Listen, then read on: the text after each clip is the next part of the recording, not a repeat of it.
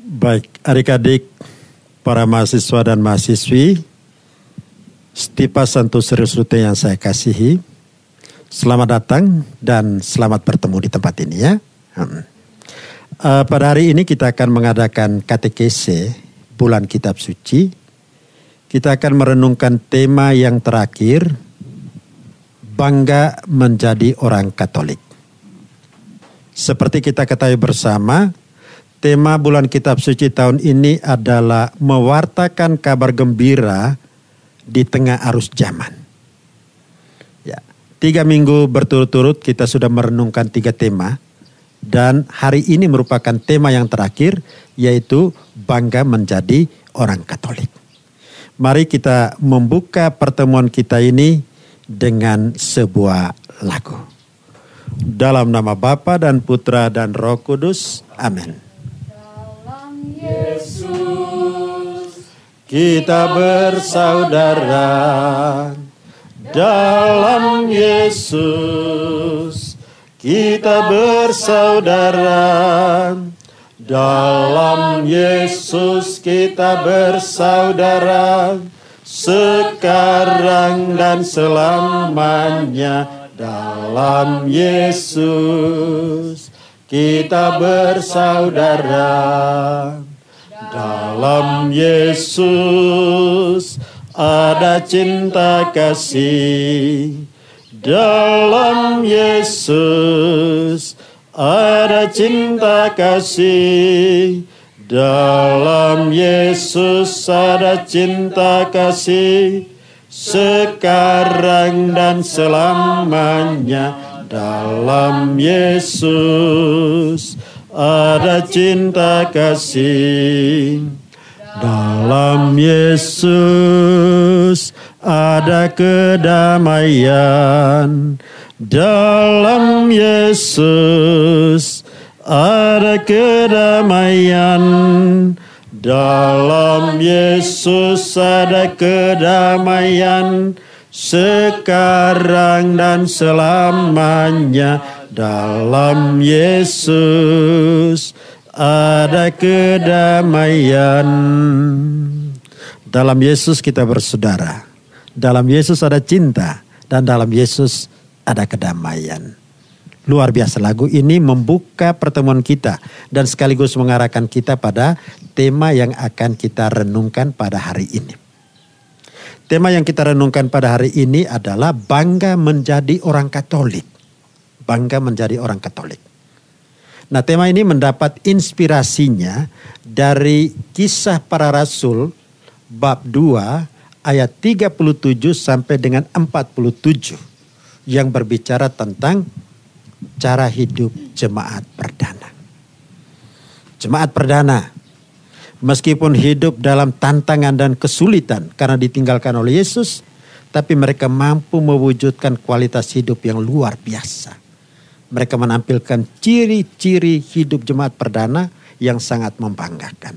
Dan itulah yang akan menjadi permenungan kita.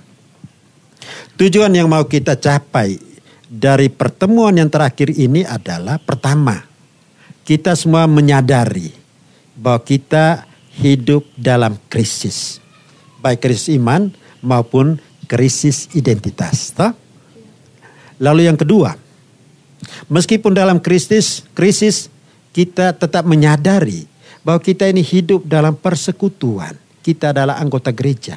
Kita hidup bersama dengan saudara-saudari seiman. Kita tidak sendirian. Dan karena itu, dalam konteks krisis, mari kita membentuk persekutuan dan persaudaraan agar kita teguh dan kuat untuk melewati krisis-krisis yang sedang kita alami ini. Baik, mari kita mohon Tuhan untuk membantu kita dalam pertemuan kita pada hari ini. Marilah berdoa. Tuhan Bapa yang Maha Kasih, Tuhan yang kami sembah dan kami puji.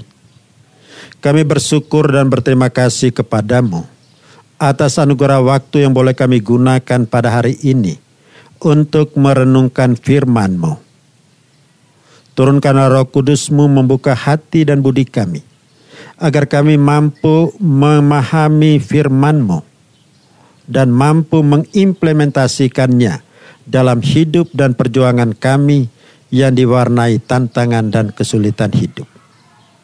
Berikanlah kami kemampuan untuk mengungkapkan pengalaman-pengalaman hidup yang bisa meneguhkan kami dalam perjuangan dan perjalanan kami selanjutnya. Doa ini ya Bapa kami sampaikan kepadamu dengan perantaraan Kristus Tuhan kami. Amin. Baik, selamat pagi.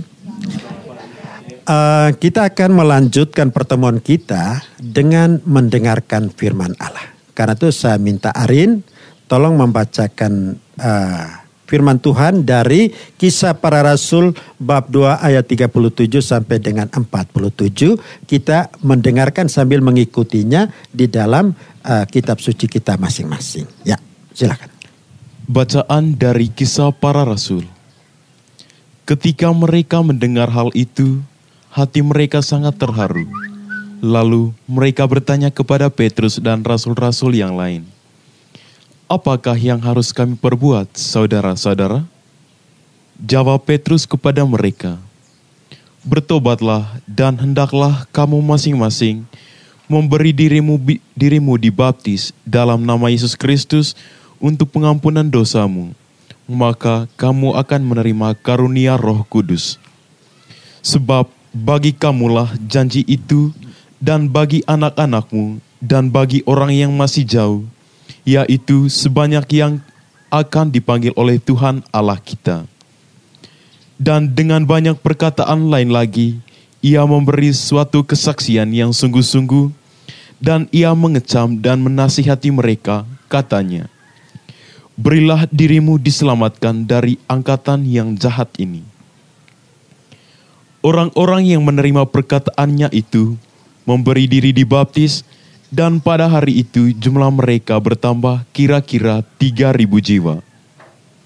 Mereka bertekun dalam pengajaran rasul-rasul dan dalam persekutuan.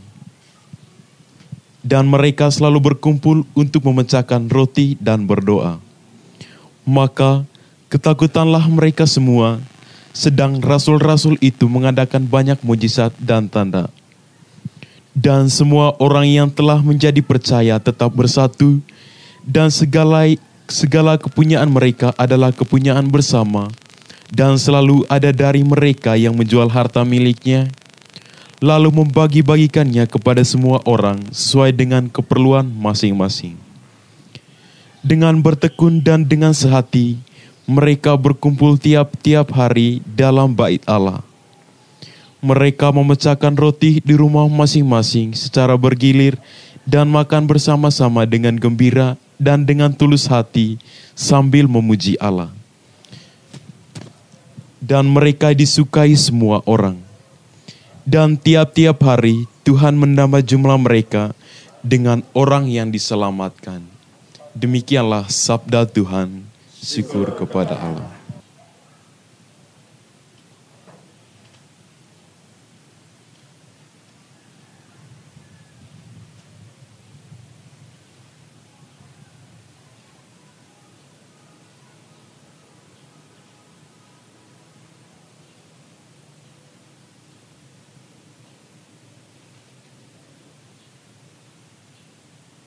Mari kita bersama-sama mencoba untuk mendalami teks ini.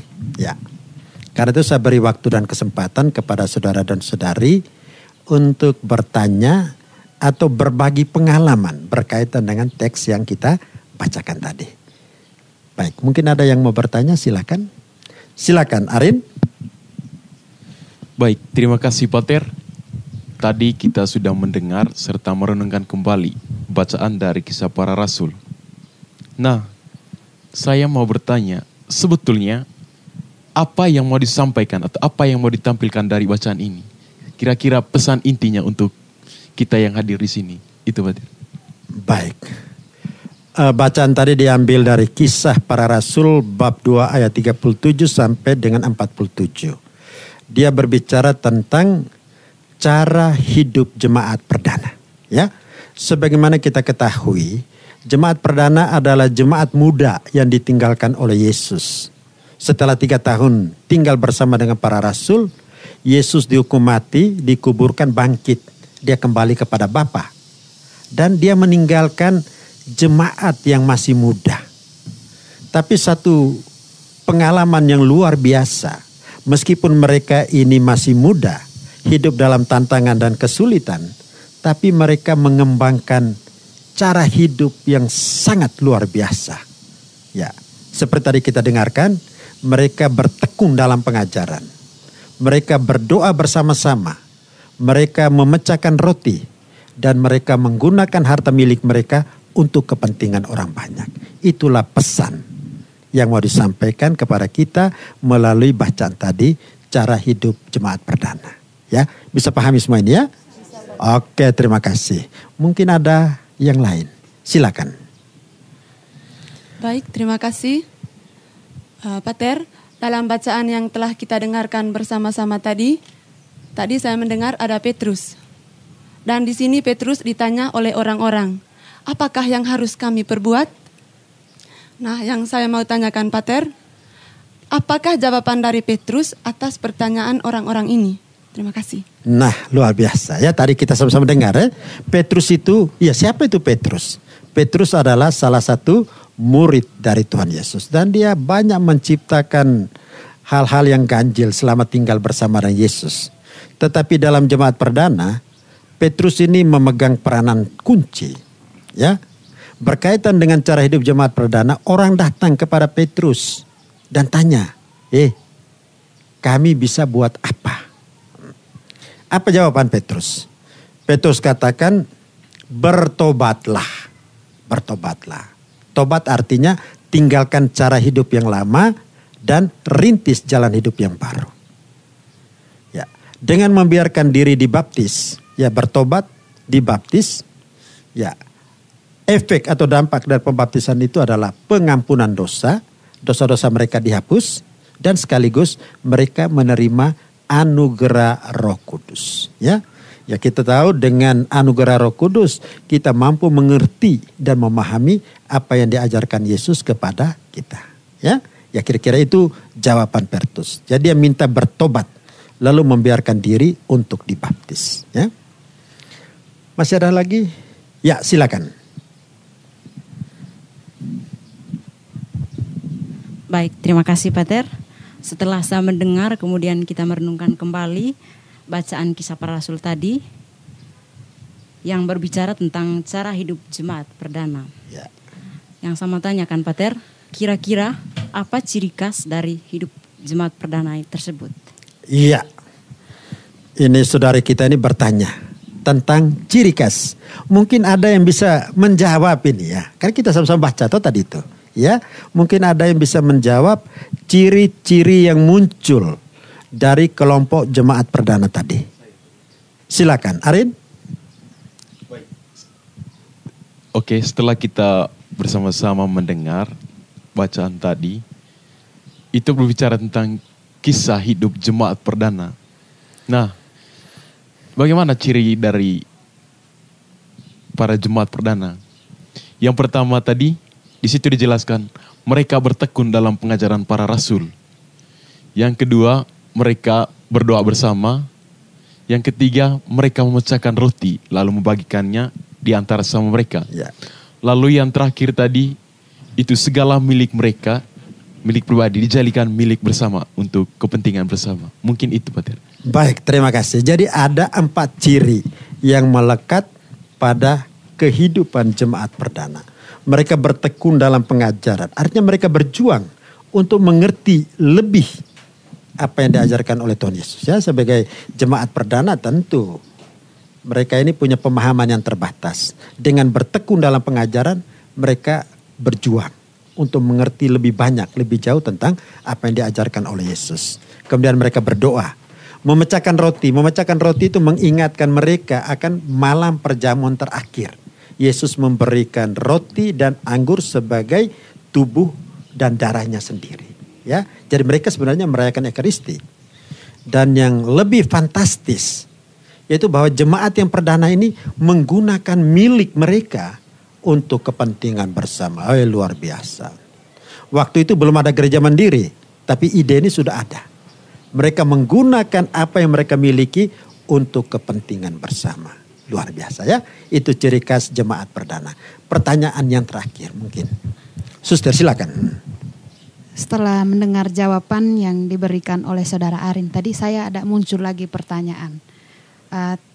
Saya menangkap bagaimana tentang ciri hidup dari para jemaat pada waktu itu. Nah, ini adalah menjadi ciri khas dari para jemaat pada waktu itu, dan ini yang menjadi menarik perhatian para jemaat pada waktu itu. Ya. Yang menjadi pertanyaan saya, ketika dengan melihat keadaan yang sudah dilakukan oleh para jemaat ini, apa yang dilakukan Allah kepada mereka pada waktu itu? Oh ya, tentu Tuhan Allah senang sekali. Karena ini meskipun muda, kelompok jemaat yang baru, tapi mereka menampilkan satu kesaksian hidup yang luar biasa. Apa yang diajarkan oleh Tuhan Yesus, mereka betul-betul hayati, mereka implementasikan. Bertekun dalam pengajaran, berdoa, memecahkan roti, lalu saling berbagi. Tentu ini satu kebanggaan yang luar biasa. Dan apa ganjaran untuk umat seperti ini? Semakin hari Tuhan menambahkan jumlah mereka. Bahkan dalam kisah tadi dikatakan 3.000 orang dalam satu hari. Wah, ini prestasi luar biasa sekali. Ya, satu hari penambahan 3.000. Luar biasa ya. Jadi ini menjadi tanda berkat. Kalau kita hidup sesuai dengan apa yang diajarkan oleh Tuhan Yesus, maka kita akan mendapatkan rahmat berlimpah dari Tuhan sendiri. Baik adik-adik sekalian, jadi ini pendalaman kita tentang kitab suci. Ya, teks yang kita baca tadi, kita mencoba mencarikan pemahaman lebih. Nah, kita sudah mengerti. Jadi teks tadi itu berbicara tentang pertobatan. Jalan masuk, ya.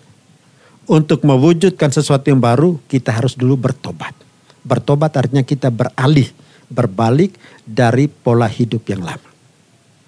Jadi jemaat perdana bertobat. Mereka meninggalkan agama mereka meninggalkan kebudayaan, dan mereka mengikuti apa yang diajarkan oleh Yesus. Itu yang pertama. Lalu yang kedua, jemaat perdana ini berjuang untuk menampilkan satu pola, satu cara hidup sesuai dengan ajaran Tuhan Yesus. Ya, ada 4 ciri khas yang melekat pada kehidupan jemaat perdana tadi, seperti yang kita baca. Dan sebagai ganjaran untuk mereka, Tuhan menambahkan anggota mereka setiap hari. Sehingga jumlah mereka semakin hari semakin besar. Baik, itulah pesan dari Kisah Para Rasul. Nah, sekarang kita akan beralih kepada langkah yang berikut. Langkah yang sifatnya lebih personal. Ya, tadi yang kita baca itu adalah pengalaman para rasul. Dalam konteks krisis iman dan krisis identitas, mereka membuktikan jati diri mereka sebagai pengikut Kristus. Nah, sekarang pertanyaan untuk kita. Kita juga mengalami krisis yang sama. Sebagai mahasiswa tentu kita mengalami krisis, tantangan. Dan yang paling dominan sekarang itu adalah kita melewati tahapan hidup yang diwarnai dengan pandemi Corona 19. Ini tantangan. Nah, dalam konteks seperti ini, dalam terang firman, apa yang bisa kita buat di dalam kehidupan kita? Kita mencarikan sedikit implementasi pesan dari Kisah Para Rasul yang bisa kita jadikan sebagai spirit, semangat untuk kehidupan kita sekarang. Baik, kita hening sejenak, lalu kita lanjutkan dengan sharing pribadi dari masing-masing kita.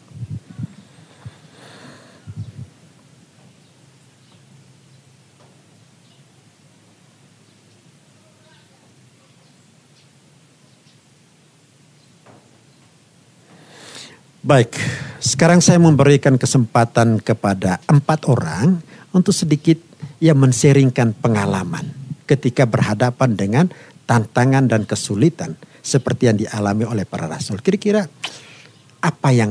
sikap apa yang kita ambil? Ya, silakan. Pakai mic ya. Terima kasih Pater. Dalam konteks kehidupan jemaat perdana, mereka menerapkan pola hidup dengan menjual harta miliknya lalu diberikan kepada yang membutuhkannya. Lalu dalam konteks kehidupan kita sekarang ini, saya tidak perlu menjual harta milik saya, tetapi dengan cara saling membantu bagi orang yang membutuhkan bantuan saya. Ini bertepatan dengan pengalaman saya pada 2018 lalu. Saya pernah ikut membantu memberikan sumbangan kepada korban bencana alam di Lombok. Sumbangan yang diberikan berupa uang, pakaian, dan juga makanan. Sumbangan itu diberikan melalui pihak sekolah. Itu saja Pater. Luar biasa. Sebagai anak sekolah tapi masih mampu memberikan sumbangan, uang, makanan, dan pakaian. Ya, ini satu perwujudan dari spirit jemaat perdana, saling berbagi. Terima kasih ya untuk kebanyakan. Ya Arin, silakan. Terima kasih Pater. Saya akan men-sharingkan sedikit pengalaman saya. Menarik sekali tadi tema katekesi kita bahwa bangga menjadi orang Katolik. Seperti yang dilukiskan dalam bacaan tadi dalam kisah hidup jemaat perdana. Saya sedikit men-sharingkan pengalaman saya Pater. Pernah suatu hari saya jalan ke kota, lalu di situ saya pengen sekali makan bakso di Solo Baru. Karena di situ juga ada orang yang beragama lain. Pada saat itu, sebelum saya mulai makan itu bakso, saya tidak menunjukkan eksistensi saya sebagai orang Katolik. Saya tidak mulai makan dengan tanda salib. Lalu, di sini saya mau memetik kata bahwa saya minder menjadi orang Katolik karena saya tidak mengakui keberadaan saya sebagai orang Katolik. Gitu, Pater. Luar biasa. Ini satu pengakuan kesalahan ya. Pengakuan kesalahan. Kita orang Katolik adalah kelompok minoritas. Kadang-kadang kita merasa minder berada di tengah kelompok mayoritas. Ya, sehingga kita jarang menunjukkan jati diri kita sebagai orang Katolik. Ya, contoh tadi lupa tanda salib. Nah, ini kan sebuah kekurangan ya. Jadi cerita pola hidup jemaat perdana tadi mengingatkan kita. Dalam konteks apapun, tunjukkan jati diri kita sebagai orang Katolik, termasuk membuat tanda salib. Oke, bertobatlah ya Arin. Oke, mungkin ada lagi yang mau, ya silakan. Baik Pater, di sini tadi di bacaan ini tadi menjelaskan 4 pokok cara hidup jemaat perdana. Di sini saya mempunyai pengalaman yang menarik. Salah satu dari ciri pokok hidup jemaat perdana tadi itu ya yang terakhir di mana mereka membagikan milik mereka untuk orang lain. Saya mempunyai pengalaman Pater, ini kisah saya dengan sahabat saya. Di semester 3 dulu saya mengalami sedikit penderitaan, yaitu saya kena sakit DBD.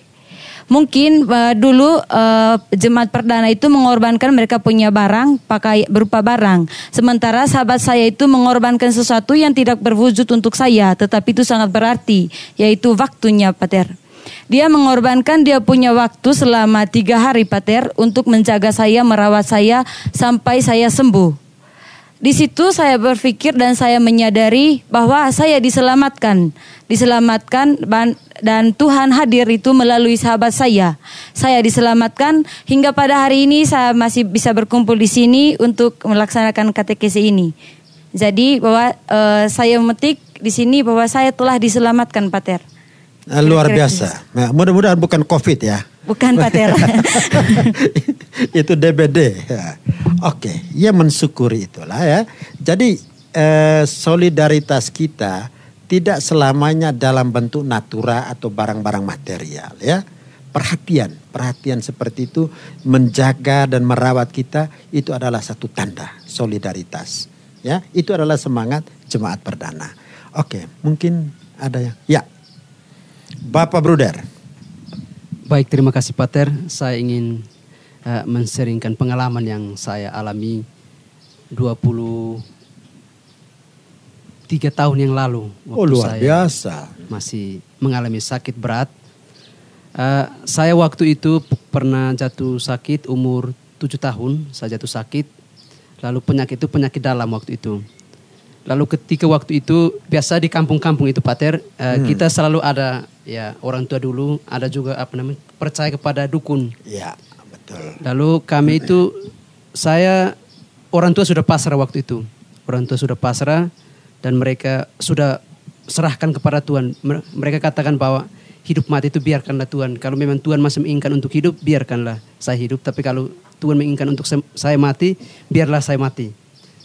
Lalu saya mengalami sakit itu selama 7 tahun setelah lahir itu. Saya mengalami sakit, yaitu penyakit dalam. Di perut saya itu semakin besar. Nah, waktu kecil. Lalu saya dibawa ke seorang romo. Dan bagi saya itu sangat menarik. Yang pertama, dia hanya mendoakan saya dengan menggunakan kitab suci. Dan itu saya sampai saat ini saya masih teringat. Dia meletakkan kitab suci itu di atas kepala, lalu dia mengatakan bertobatlah dan percaya kepada Injil. Itu kata itu yang bagi saya sangat menarik dan sampai sekarang ini saya masih ingat kata-kata itu. Dan puji Tuhan, setelah seorang romo itu mengatakan seperti itu dan sudah mendoakan saya akhirnya sembuh dan perut saya itu semakin turun. Lalu dari situasi pengalaman yang saya alami, saya refleksikan bahwa ternyata Tuhan itu bekerja lewat orang lain. Lewat tangan orang lain saya bisa mengalami kesembuhan. Itu refleksi saya tentang bacaan yang kita renungkan bersama pada hari ini. Terima kasih Pater. Luar biasa. Ya, baik. Adik-adik sekalian yang saya kasihi, dari sharing pengalaman yang kita sampaikan tadi, ada berbagai pengalaman, tapi di dalam pengalaman-pengalaman itu saya melihat intisari ini, pesan ini. Yang pertama, masing-masing kita merasa bahwa kita ini dicintai oleh Tuhan Allah. Ya, jadi dalam konteks apapun, krisis apapun atau tantangan apapun yang kita hadapi, tetapi selalu kita merasa bahwa kita tidak ditinggalkan oleh Allah. Allah adalah kasih. Itulah tema minggu yang pertama. Lalu yang kedua, sebagai orang yang dikasihi Tuhan, identitas kita adalah orang-orang yang betul mendapat kasih. Tuhan tidak pernah meninggalkan kita. Apapun latar belakang, apapun dosa dan kesalahan kita, siapapun kita, Tuhan tetap mencintai kita. Ya, karena itu status atau identitas kita adalah orang-orang yang dikasihi Tuhan, the beloved disciple. Yang ketiga, karena kita sudah dicintai oleh Tuhan, maka kita harus memberikan tanggapan dan jawaban kita. Jemaat perdana sudah memberikan jawaban yang luar biasa. 4 ciri khas yang mewarnai kehidupan mereka. Itulah jawaban mereka. Nah, sekarang bagaimana dengan kita? Dalam konteks hidup sebagai mahasiswa. Konteks hidup kita yang diwarnai dengan tantangan dan kesulitan. Apa jawaban kita sebagai orang yang dikasihi Tuhan? Sebagaimana Tuhan mencintai kita, hendaklah juga kita mencintai Tuhan dan mencintai semua mereka yang ada di sekitar kita sebagaimana Tuhan sudah mencintai kita. Baik, adik-adik sekalian, dengan sharing pengalaman seperti tadi, mari kita beralih kepada tahap yang terakhir, kita menyampaikan doa secara spontan kepada Tuhan. Saya minta adik-adik yang tadi menyampaikan atau men-sharingkan pengalamannya, silakan menyampaikan doa spontan secara singkat. Lalu kita akhiri dengan doa Bapa kami, ya. Oke, silakan. Allah Bapa di surga, puji dan syukur kami haturkan kehadirat-Mu atas kesempatan yang Engkau berikan kepada kami, sehingga pada hari ini kami dapat melaksanakan kegiatan KTKC. Tuhan, kami mohon bantuan-Mu, ketuklah setiap pintu hati kami, agar di tengah krisis iman dan identitas, kami bisa saling membantu satu sama lain. Marilah kita mohon, kabulkanlah doa kami ya Tuhan. Tuhan Yesus Kristus, syukur dan terima kasih kami panjatkan kehadirat-Mu, karena Engkau telah membaptis kami dengan nama-Mu, dengan Roh Kudus-Mu. Untuk itu ya Tuhan, dampingilah kami dengan Roh Kudus-Mu, agar kami dapat menunjukkan keberadaan kami sebagai orang Katolik, sebagai para pengikut-Mu. Marilah kita memohon, Kabulkanlah doa kami ya Tuhan. Bapa yang penuh kasih, kami bersyukur kepadamu atas segala rahmat yang Engkau berikan kepada kami, terlebih khusus rahmat kesehatan yang boleh kami alami pada saat ini. Ya Tuhan, kami tahu bahwa kami adalah manusia lemah, tapi kami yakin dan percaya bahwa dengan kehadiran saudara kami yang ada di sekitar kami, Engkau senantiasa mengutus mereka untuk membantu kami. Dan kami juga mohon kepadamu ya Tuhan, semoga Engkau senantiasa selalu menguatkan mereka, mendorong mereka untuk membantu kami manusia yang lemah ini, sehingga kami bisa menemukan identitas diri kami sebagai orang Katolik yang sejati. Marilah kita memohon. Kabulkanlah doa kami. Allah Bapa di surga, puji dan syukur kami haturkan kehadirat-Mu, karena atas berkat dan rahmat-Mu pada hari ini kami bisa melaksanakan katekesi kami dengan baik. Tuhan, semoga kami bisa meneladani hidup para jemaat perdana, di mana kami bisa saling membantu, menolong sesama kami, terutama dalam masalah-masalah krisis iman dan krisis identitas kami ini. Kami mohon kepadamu ya Tuhan, kabulkanlah doa kami. Marilah kita memohon. Kabulkanlah doa kami ya Tuhan. Mari kita satukan seluruh doa dan harapan kita dalam doa yang diajarkan oleh Yesus kepada kita. Bapa kami yang ada di surga, dimuliakanlah nama-Mu, datanglah kerajaan-Mu, jadilah kehendak-Mu di atas bumi seperti di dalam surga.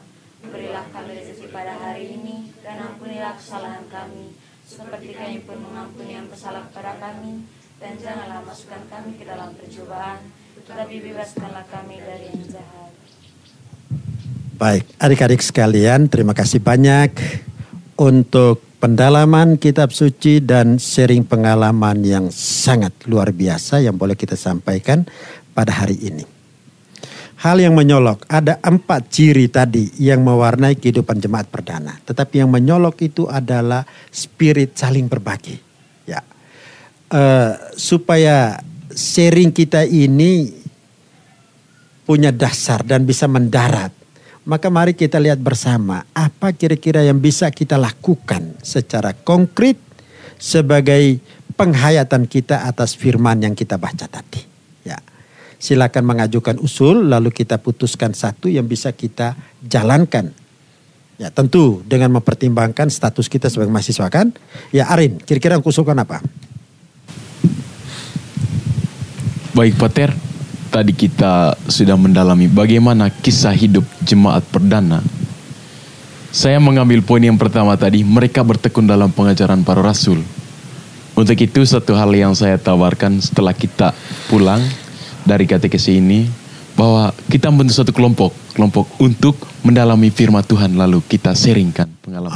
Ini bagus sekali untuk kampus ini. Usulan pembentukan kelompok, membaca dan mendalami kitab suci ya. Ini salah satu usul. Kita tampung dulu. Mungkin ada yang lain. Silakan no. Baik, terima kasih Pater. Dilihat dari konteks cara hidup jemaat perdana, saya petik salah satunya yaitu membagikan harta milik mereka terhadap sesama. Yang sama usul di sini Pater, barangkali kita di sini juga bisa membagikan barang atau bentuk apa saja di komunitas-komunitas yang membutuhkan, misalnya di pantai asuhan. Itu saja Pater. Oke, terima kasih. Usulan yang kedua, kita kumpulkan apa saja. Ya, apa saja. Lalu hasil kumpulan itu kita bawa ke salah satu rumah panti asuhan ya. Oke, kita tampung dulu. Sudah ada 2 bentuk kelompok, kumpul barang, lalu mungkin ada yang lain. Suster, silakan. Ya, dengan melihat keadaan kita saat ini karena pandemik ini, kita tahu bahwa banyak orang yang mengalami berbagai kesulitan karena tidak ada pekerjaan, karena sudah lockdown. Jadi apakah bisa saya mengajak teman-teman kita mahasiswa untuk sisihkan uang jajannya, 2.000-nya kita kumpulkan untuk bagikan kepada teman-teman yang atau saudara-saudara yang membutuhkan seperti itu.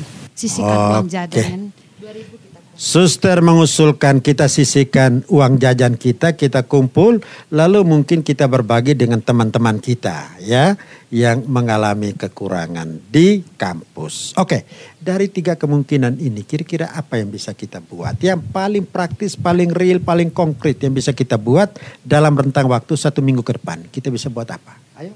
Ya, Brother. Baik, Pater. Semua usulan atau yang disampaikan oleh teman-teman tadi, semua itu bagus. Tetapi yang pertama saya melihat bahwa tentunya hal yang mudah untuk kita bisa berikan ya. Saya lebih setuju dengan usulan tadi dari saudari Elin tadi berkaitan dengan mungkin kita memberikan, tapi bukan berikan uang, tapi kita berikan barang. Ya. Mungkin ya kita ada barang yang sudah tidak pas lagi atau tidak masuk untuk barang kita. Mungkin barang-barang seperti itu yang kita kumpulkan lalu kita bagikan kepada orang-orang yang membutuhkan. Sebagaimana yang dikatakan untuk panti asuhan tadi. Oke, jadi Bruder mengusulkan kita kembali ke rumah kita masing-masing. Temukan yang layak masih bisa dipakai. Itu kita kumpulkan. Lalu kita bisa bawa ke panti asuhan. Bisa ya? Saya kira semua kita ini kan bertumbuh ke atas toh. Ada yang sudah sesak. Nah, mari kita kumpulkan itu. Tolong sampaikan juga kepada teman-teman mahasiswa yang lainnya. Yang punya barang-barang yang tidak dipakai. Mari kita kumpulkan sama-sama. Panti-panti asuhan pasti akan membutuhkan kita. Ya, oke. Jadi nanti koordinatornya Arin. Ya, koordinatornya Arin. Tolong dekati teman, kumpulkan barang. Dalam minggu ini kita kumpul. Lalu minggu depan hari Sabtu. Kita bersama-sama mengantarnya ke panti asuhan Wai Pecah. Itu panti asuhan SPDI punya. Banyak anak ada di bawah. Setuju? Setuju. Terima kasih. Terima kasih banyak. Oke. Adik-adik sekalian, katekesi kita berakhir di sini. Ya. Jadi bangga menjadi orang Katolik, implementasi yang paling konkret adalah solidaritas. Kita berbagi dengan orang yang mengalami kekurangan dengan kita. Dan tadi kita sudah putuskan, ya emas dan perak kita tidak punya. Tapi yang ada adalah pakaian bekas. Itu kita kumpulkan dan kita serahkan kepada adik-adik kita yang membutuhkan. Kita akan mengakhiri pertemuan kita ini dengan doa dan lagu bersama. Oke, mari kita siapkan hati untuk berdoa. Dalam nama Bapa dan Putra dan Roh Kudus. Amin. Tuhan Bapa yang Maha Baik. Kami sungguh berbangga dengan ada kami sebagai orang Katolik. Orang yang percaya kepada putra-Mu. Kami telah dibaptis dan hidup sebagai putra dan putri kesayangan-Mu. Dalam pengalaman hidup kami merasakan betapa kami dicintai dan dikasihi oleh Tuhan melalui berbagai pengalaman yang kami jumpai. Kami mohon kepada-Mu ya Tuhan, semoga Engkau tetap memberikan semangat dan gairah kepada kami untuk tetap bangga menjadi orang Katolik dan berusaha mengimplementasikan kebanggaan itu dalam hidup dan karya kami sehari-hari. Berkatilah saudara dan saudari yang menderita. Semoga mereka pun tetap memiliki iman kepadamu. Nama-Mu kami puji kini dan sepanjang segala masa. Amin. Kita akhiri pertemuan kita dengan lagu, lalu ditutup dengan berkat penutup. Silakan. Terima kasih Tuhan atas kasih setiamu yang ku alami dalam hidupku. Terima kasih Yesus untuk kebaikan-Mu sepanjang hidupku. Terima kasih Yesusku buat anugerah yang Kau beri.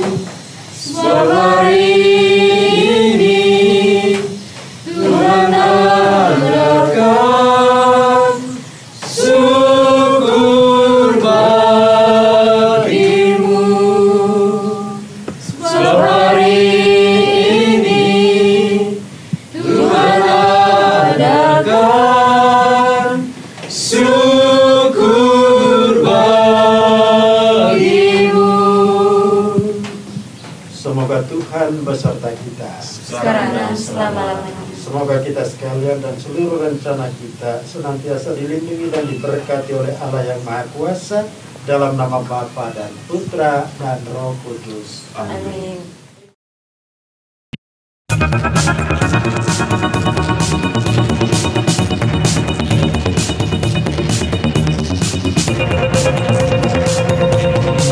Selamat datang di komunitas biara kami, Susteran Santa Maria Berduka Cita, hamba-hamba Maria dari Napoli.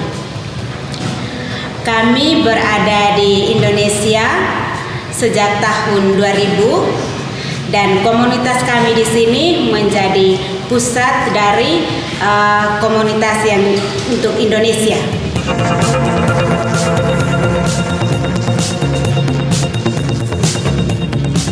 Misi yang kami jalankan di keuskupan ini, yang pertama kami bermisi di pastoral di beberapa paroki. Kami mendampingi anak-anak sekami atau sekolah minggu.